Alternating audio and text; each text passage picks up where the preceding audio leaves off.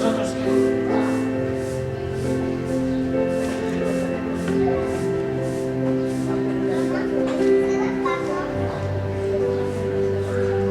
Nada más seguirlo apretado. ¿No?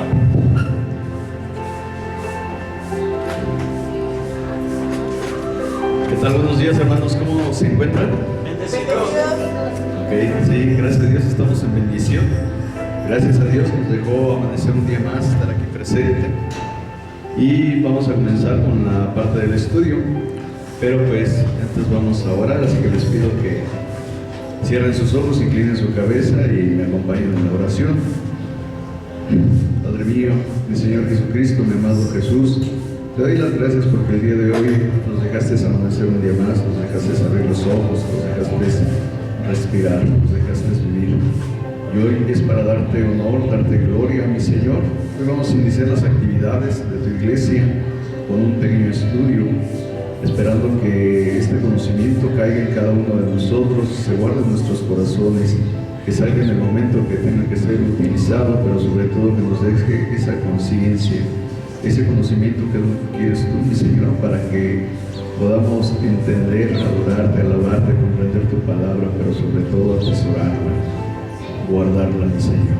En el nombre poderoso de nuestro Señor Jesucristo. Amén.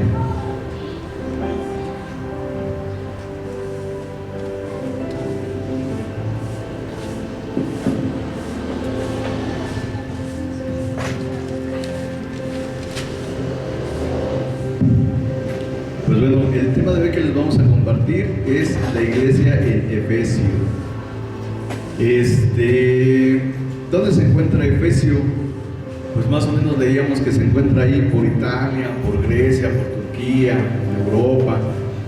Efesio era una capital de la provincia romana en Asia, lo que actualmente se conoce como Turquía. Vamos a hacer una pequeña analogía para que más o menos lo comprendamos. Llevamos de cuenta que aquí en Colección San Marcos es como si fuera Jerusalén y que en Acapulco estuviéramos en Efeso. ¿Cuántos de ustedes tuvieron la oportunidad de estar en playa, de conocer el mar, la arena? Pues prácticamente era lo mismo. ¿Por qué? Porque en Efeso era un puerto que se dedicaba principalmente a las actividades comerciales. Tenía un clima tropical por la costa, las playas, y era sede de muchas culturas, sobre todo porque ahí se interactuaba entre lo que eran, por ejemplo, los comerciantes, los marinos llegaban al puerto, intercambiaban, entonces tenía que tener una comunicación muy amplia, una cultura general, porque absorbían de muchas culturas, eran muchos los navegantes que llegaban y hacían los intercambios, hacían el comercio. Entonces por eso es que desarrollaron una cultura y una educación un poco avanzada, porque tenían que tener comunicación con todo lo que eran los puertos, todo lo que eran los marinos, pues para llevar a cabo sus actividades. Era un puerto muy activo y dentro de sus características pues nos encontraba que tenía templos, entre ellos principalmente la de la Diana Artemisa. Como platicábamos, ellos pues eran romanos, entonces tenían esa cultura, esa costumbres desde el principio. Hablando de costumbres,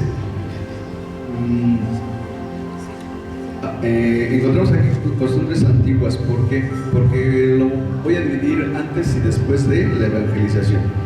Entonces lo que era antiguamente, pues teníamos que ellos eran politeístas. Alababan a lo que eran los dioses, los idolatraban, lo que era Zeus, Artemisa, todos los dioses romanos, ellos les rendían culto. Tenían un consejo de ancianos. Ese consejo de ancianos eran los que llevaban precisamente la iglesia y eran los que dictaban la parte de la religión, cómo se tenía que llevar a cabo. Ellos lo hacían en base a lo que era su criterio. Y ellos decían, no, pues está bien esta parte, no, pues está mal esto. Y hacían su consejo, debatían, pero muchas de las ideas que ellos tenían pues eran contrarias a lo que nos comenta en la Biblia. ¿Por qué? Porque, por ejemplo, ellos estaban en contra del matrimonio, de la alimentación, de la parte del ayuno, no lo llevaban como tenían que ser. Tenían falsos maestros que propagaban sus interpretaciones erróneas las cuales produjeron en la iglesia disputas más que unión. Tenían también mucha libertad sexual en lo que eran los cultos. Era común ver la prostitución tanto masculina como femenina. Tenían la parte de la idolatría, como ya lo mencionábamos, hacían sacrificios y rituales de los animales, de los hombres. Esto no era nuevo, porque en la antigüedad recordemos que también aquí en México se hacían rituales, se hacían sacrificios humanos. Pero sobre todo, pues como les comentaba, tenían su comercio a la orilla del mar, ¿no? Esto era muy importante porque tenían esa actividad, tenían esa forma de poder estarse comunicando, de poder intercambiar ideas, pero sobre todo los artículos, comercios. Entre sus oficios pues también se encontraban lo de los panaderos, los tenderos, los artesanos, comerciantes y pues me imagino, ¿no? Aquí por ejemplo hacemos mención que estaban en el templo de Artemisa, ¿no? Los comerciantes a lo mejor sacaban sus piedritas así como que llévenla, su recuerdo, están benditas, tienen poder, etcétera, etcétera. Porque sobre todo nos comenta que Efesio era famoso por sus artes místicas y ocultas, ¿no? Ya desde ahí se conocían, ¿no? Ellos tenían esa parte. Tenemos, previo a lo que es la carta a los Efesios, un hecho que es el día antes, en el día de Pentecostés, es la cita bíblica Hechos 2, del 7 al 9. En ella nos dice: estaban atónitos y maravillados diciendo, mirad, ¿no son galileos todos los que hablan? ¿Cómo pues los oímos nosotros hablar, cada uno en nuestras lenguas en la que hemos nacido? Portos, medos, alamitas, y los que habitamos en Mesopotamia y en Judea, en Capadocia, en el Ponto y en Asia. En este hecho había gente que estaba en Asia. Entonces ahí como que se va dando esa comunión de que había gente que estaba en el día de Pentecostés en Asia, posteriormente regresaron a sus lugares de orígenes, y es así como que se va dando esa interacción, ¿no? Porque al final de cuentas pues no es casualidad, ¿no? De que escribiera Pablo todas estas cartas a los diferentes pueblos. Entonces nos dice que Pablo escribió la carta a los Efesios para, número uno, a los nuevos miembros, a todos aquellos que ya empezaban a conocer de la palabra de Dios, a todos aquellos que se quedaron así como maravillados, asombrados, pues Pablo los empezó a retomar, ¿no? En ese sentido. Les empezó a enseñar lo que es la parte del Evangelio por medio de las cartas. Les ayudó a los cristianos en su conocimiento espiritual, porque pues todo lo que sucedió en lo que fue el día de Pentecostés fue muy rápido, ¿no? Fue maravilloso, fue asombroso, pero después, ¿qué sucedía? Tenían que darle seguimiento. Entonces, precisamente ayudar a los cristianos a crecer en ese conocimiento era importante para Pablo. Promover la unidad entre los cristianos y especialmente entre los gentiles y los judíos. Instalar a los cristianos y dejar su vida anterior y comenzar una nueva vida en Cristo, que es parte de la evangelización. Definir la causa, la meta y el fin de la iglesia y los fieles en Cristo. Bueno, todo eso era lo que era previo a lo que fue la carta. En sí, la carta, tenemos que, por ejemplo, el contenido tenía los saludos en Efesios del 1 al 1:1.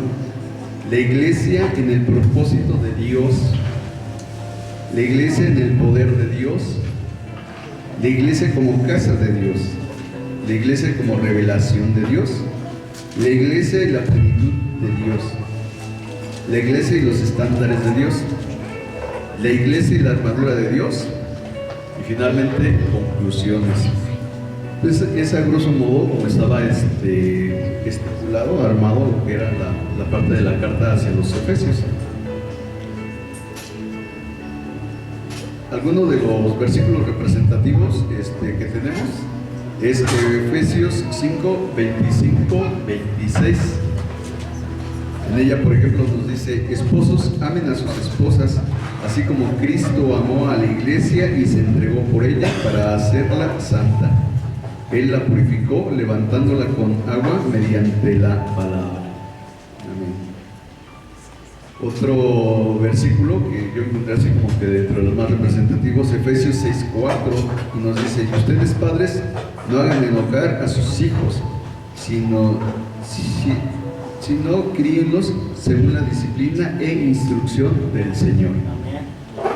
Amén. Entonces desde ahí pues nos da, ¿no?, todo lo que Pablo estuvo enviando, todas sus enseñanzas por medio de sus cartas. ¿Qué es lo que viene después? Les decía yo, las costumbres las dividían antiguas y después, ¿no? Aquí en esta parte después de que sucedió la parte del Pentecostés, la parte de que Pablo estuvo enviando las cartas y el seguimiento que él tuvo hacia los demás, pues continuó con la parte de la evangelización. Entonces tenemos en Hechos 18:19 y nos dice: y llegó a Efeso y les dijo allí, entrando en la sinagoga, discutía con los judíos. ¿Quién es el que llegó? Pablo. Pablo llegó a Efeso en su primer viaje, pues obviamente para evangelizar. En ese tiempo estuvo muy corto tiempo, no fue mucho lo que estuvo, pero sin embargo fue para empezar a dar su doctrina y para empezar a impulsar lo que fue la parte del evangelio. ¿Qué sucedió después? Bueno, pues en los Efesios empezaban a practicar la religión en el hogar. Nos dice que tenían costumbres como cantar, alabar y dar gracias a Dios. Nos dice que construían relaciones entre los esposos y las esposas, cuando anteriormente veíamos que ellos estaban en contra de lo que era el matrimonio, de la familia. Nos dice también que consideraban a Cristo como el ejemplo de cómo tener relaciones sanas y felices en los miembros de la familia. ¿Sí? Y nos dice que ponían a los demás sobre sí mismos. Entonces, ¿qué es lo que pasa? Que este cambio se empezó a notar de sus antiguas costumbres, de cómo eran, a la nueva manera de ser, ¿no?, a la nueva vida en Cristo Jesús. Ellos tuvieron ese cambio, ellos estuvieron trabajando. Nos dice también que en el ¿qué nos dice acerca de Efesio en el Apocalipsis?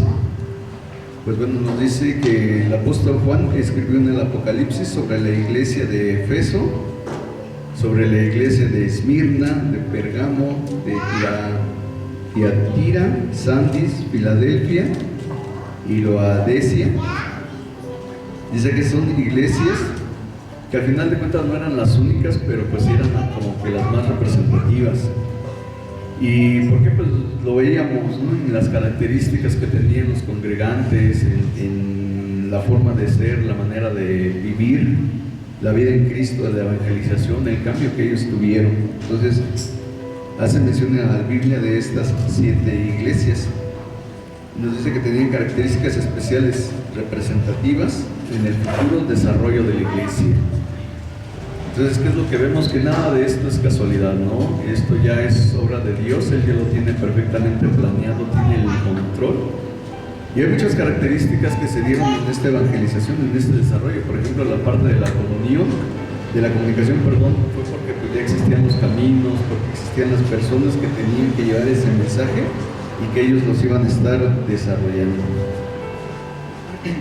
Tenemos en la parte de Revelación 2, 1 al 3.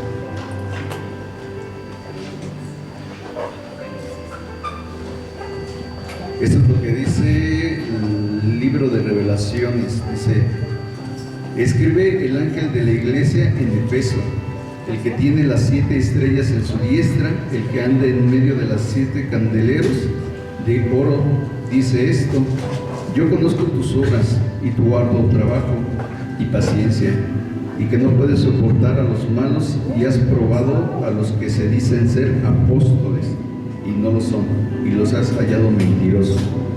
Y has sufrido y has tenido paciencia y has trabajado arduamente por amor de mi nombre, y no has desmayado. Amén. Jesús estaba complacido con el trabajo que había realizado el pueblo de Efesios. Ellos habían trabajado arduamente, ellos habían cambiado, habían tenido un cambio total. normalmente decimos de 360 grados, ¿no? Cuando tenemos esta parte damos la vuelta y 360 grados, pues como que llegas al mismo lugar, ¿no? O sea, como que no ese cambio. Más bien nosotros lo planteamos así como un cambio de 180 grados, ¿no? De un lado hacia el otro, ¿no? Totalmente opuesto, ¿no? Entonces, así sucedió con lo que fue el pueblo de Efesio. Él trabajó arduamente, Jesús estuvo al pendiente, él vio con agrado precisamente todo ese cambio que ellos tuvieron y lo reconocía.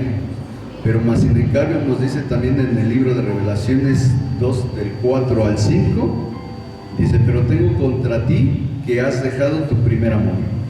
Recuerda, por tanto, de dónde has caído, y arrepiéntete y haz las primeras obras, pues si no, vendré pronto a ti y quitaré tu candelero de su lugar, si no te hubieres arrepentido.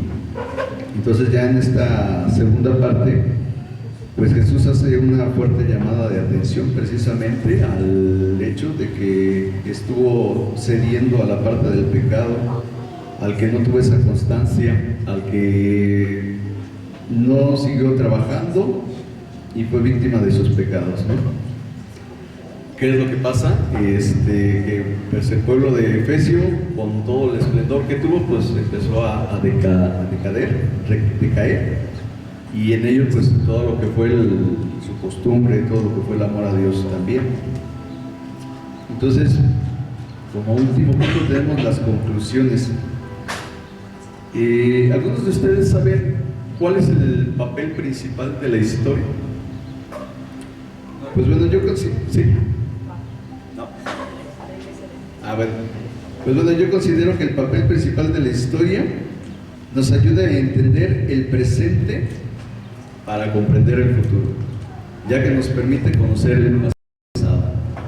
¿Qué es lo que pasa? Nosotros debemos de tener el conocimiento del pasado, pero ¿para qué? No para aprendernos los nombres de los hombres y héroes que hicieron historia, sino más bien de los acontecimientos, de qué fue lo que pasó, de qué es lo que hicieron, de qué consecuencias tuvo todo ese proceso, para que nosotros precisamente aprendamos de toda esa historia y no cometer los mismos errores. El hombre, desafortunadamente, decimos que nadie experimenta en cabeza ajena, y muchas veces es lo que pasa. Nosotros mismos necesitamos darnos de topes como para poder entender.